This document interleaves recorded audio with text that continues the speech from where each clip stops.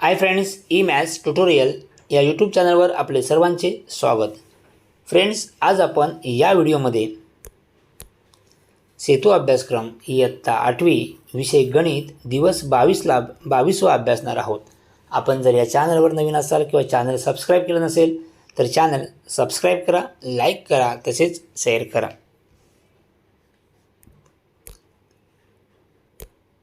आजचा घटक आहे, घटकाचे नाव वर्तुळ, उपघटक वर्तुळ कंस. वर्तुळ कंस, आर्क ऑफ द सर्कल. आता या ठिकाणी एक प्लास्टिकची बांगडी घेतली, तिला तोडली. ही बांगडी घेतली होती, तिला काय केली, या प्रकारे तोडलेली आहे. चित्रातील तुटलेल्या भागांना वर्तुळाच्या संदर्भात आपण वर्तुळ कंस असे म्हणतो.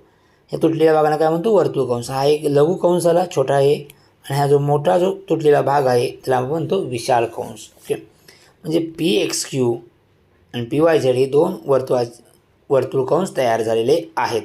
तर लघु कंस म्हणजे मायनर आर्क कंस PXQ, हा जो PXQ आहे हा लहान भाग आहे म्हणतात लघु कंस म्हणतात.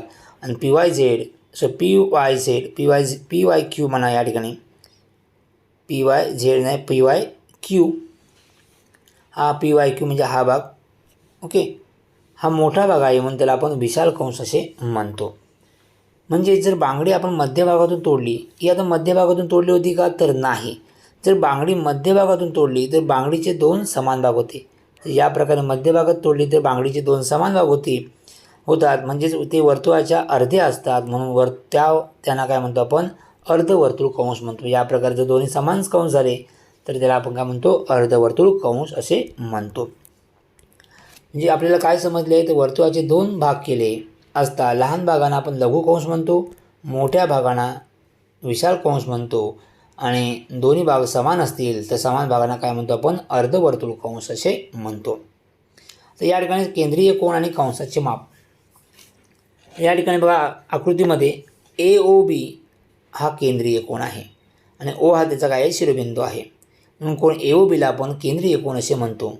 आता हे केंद्रीय कोनाचे माप आणि हा संबंधित लघु कंसाचे माप दोन्ही काय असतात, सारखे असतात. बघा, म्हणून मापकोन AZB बरोबर मापकोन AOB. हा AOB जर 50 असेल तर मापकोन AZB पण किती असेल, 50 असेल. दोघांचे माप काय असते, सारखं असतं. तर या ठिकाणी बघा एक उदाहरण दिलं आहे. हा किती 80 आहे, म्हणून हा पण किती असणार, 80 दिले. ओके, नंतर विशाल कंसाचे माप बरोबर 360 वजा संगत लघु कंसाचे माप. जर आपण हा जर 80 घेतला तर इकडचा किती असेल, या काढण्यासाठी आपण काय करणार, 360मधून काय करणार, 80 वजा करणार, किती 280. वर्तुळाचे माप, तर पूर्ण वर्तुळाचे माप किती अंश असते, 360 अंश. हे तुम्हाला लक्षात ठेवा, पूर्ण वर्तुळाचे माप 360 अंश असते. म्हणजे अर्धवर्तुळाचे माप किती असणार, 360च्या निम्मे किती असणार, 180 अंश असते. पूर्ण वर्तुळाचे माप 360 अंश असते, तसेच अर्धवर्तुळाचे माप 180 अंश असते. हे तुम्हाला लक्षात ठेवायचं आहे. आता मला काय समजले, हे आपण सूत्र पाहिलेलं आहे. विशाल कंसाचे माप बरोबर 360 वजा संगत लघु कंसाचे माप. लघु कंसाचे माप हे त्याच्या संबंधित केंद्रीय कोनाच्या मापा एवढे असते. अर्धवर्तुळ कंसाचे माप बरोबर 180 अंश असते. ओके, त्यानंतर आपण सराव कोपरा सोडवूया. सराव कोपरा O केंद्र असलेल्या वर्तुळात PQ हा वर्तुळाचा व्यास आहे, SR ही वर्तुळाची जीव आहे. तर वर्तुळात असलेल्या लघु कंस, विशाल कंस आणि अर्धवर्तुळ कंस यांची नावे लिहा. प्रथम आपण लघु कंसांची नावे लिहूया. कोणते आपण बघतोय, लघु कंस. लघु कंस या ठिकाणी आहे कंस SXQ, हा एक लघु कंस आहे. त्याप्रमाणे कंस PS म्हणू शकतो आपण, कंस PZR, कंस QR. या प्रकारे आपल्याला आणखीही लघु कंसाची नावे लिहिता येतील. लघु कंस कळलेत. ओके, त्यानंतर आपण विशाल कंस बघूया. आता बघूया आपण विशाल कंस. या ठिकाणी विशाल कंसाचं नाव आहे. विशाल कंस हा याचे माप 180 अंशपेक्षा जास्त असते. म्हणून आपण हे काय करूया, हा जर व्यास घेतला, व्यासाच्या बाहेरील एखादा बिंदू घ्यायचा, म्हणजे कुठल्या ना आपण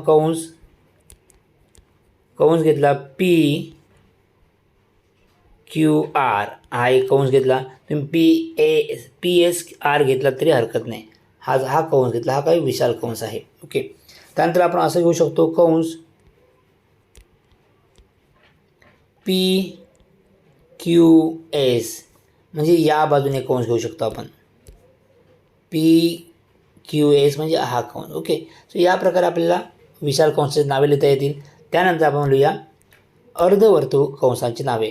अर्धवर्तुळ कंसाची नावे. अर्धवर्तुळ म्हणजे कुठला, बरोबर 2 समान भाग होतात, म्हणजे आपले 2 अर्धवर्तुळ या ठिकाणी नावं लिहिता येतील. कंस पी एस क्यू आणि दुसरा कंस लिहिता येईल कंस पी झेड क्यू.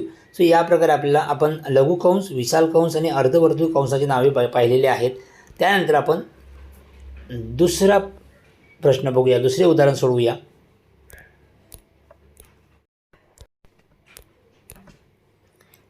सारणीत केंद्रीय कोन, त्याच्याशी निगडीत लघु कंस, त्याचा संगत विशाल कंस दिलेले आहेत, तर सारणी पूर्ण करा. तर या ठिकाणी लघु कंस किती आहे, 130. मग आपल्याला माहिती आहे लघु कंस आणि केंद्रीय कोनाचे माप काय सारखेच असतं, म्हणजे किती येणार 130 अंश. ओके. त्यानंतर विशाल कंसाचे माप म्हणजे काय, 360 वजा 130. 360 जर 130 गेले किती उरतात, 0. 7 3 गेले 3 आणि हे 2, म्हणजे 230. या ठिकाणी होतं किती 230 अंश. ओके. त्यानंतर आता विशाल कंसाचे माप किती आहे 320. मग 320 320 वजा करा, म्हणजे किती उरले 40. म्हणजे हा केंद्रीय कोनाचे माप किती असेल 40 अंश आणि लघु कंस पण किती असेल 40 अंश. आता केंद्रीय कोनाचे माप किती आहे 50, म्हणजे लघु कंसाचे माप पण किती असेल 50. मग 360 वजा 50 किती येणार 310. कळलं आहे. तर या प्रकारे हा दुसरा प्रश्न तुम्हाला कळला असेल. ओके. त्यानंतर तिसरा प्रश्न बघूया. ओ केंद्र असलेल्या वर्तुळात AOBचे माप 300, कोन AOB या केंद्रीय कोनाचे माप किती आहे 60 अंश. तर लघु कंस, विशाल कंस यांची मापे काढा. आता हे आपण उदाहरण सोडवूया. आता आपल्याला माहिती आहे आपल्या लघु कंस कोणता आहे, माप कंस AZB.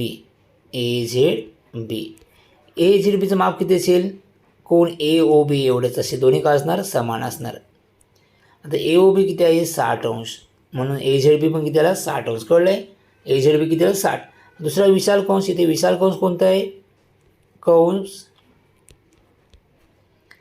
AXB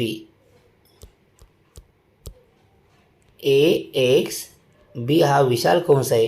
आणि विशाल कंसाचे माप म्हणजे काय येणार 360 अंश वजा संगत लघु कंसाचे माप, लघु कंस किती आहे 60 अंश, म्हणजेच विशाल कंस किती आला आहे 30 अंश, 300 अंश. 360 वजा 60 किती येणार 300. म्हणजे आपण लघु कंसाचे माप किती आले 60 अंश आणि विशाल कंसाचे माप किती आले 300 अंश. कळलं आहे. सो या प्रकारे आपण दिवस 23 पूर्ण अभ्यासलेला आहे. यानंतरच्या व्हिडिओमध्ये आपण 22 आपण पूर्ण अभ्यासलेला आहे. यानंतरच्या व्हिडिओमध्ये आपण दिवस 23 अभ्यासणार आहोत. थँक्यू.